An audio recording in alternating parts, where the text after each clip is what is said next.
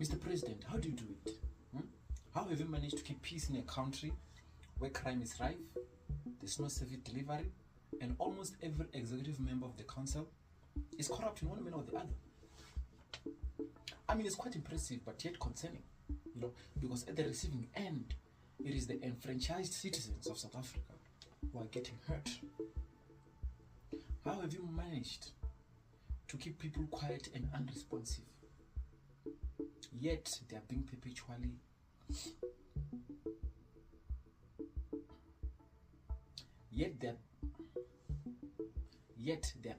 being denied,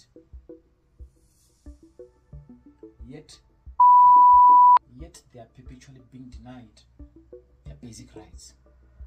How do you do it, Mr. President? That's a very brilliant question, and I'm going to show you the courtesy of being honest, as I've always been, contrary to popular belief.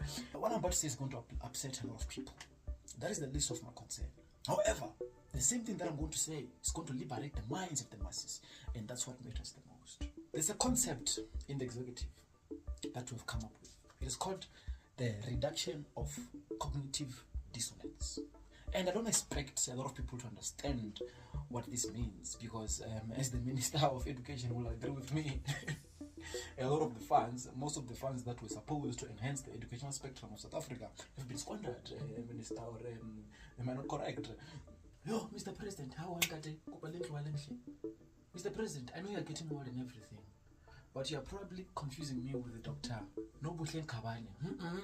Mr. President, I'm not corrupt. I am Huarure, and I'm doing the most. Apologies for that. I was saying, we have found a loophole in the psyche of a human mind. Or let me just say, in the psyche of a black South African. Okay, let me just say, since South Africa is a rainbow nation, we have found a loophole in the psyche of South African people. When the reality is so hard and harsh, people will rather resort to false information. We've decided to take advantage of that, and we're lying now. We're lying to the people because that's what you want to hear. You guys have not elected leaders. What you have elected professional liars. I believe the last leader here in South Africa was President Nelson Mandela. You see, I don't mind saying these things. You know why? You wanna know why?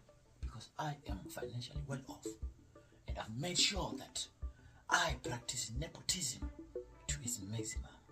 My family is financially well off as well. Even my grandchildren that I won't even see, but I will oversee as an ancestor.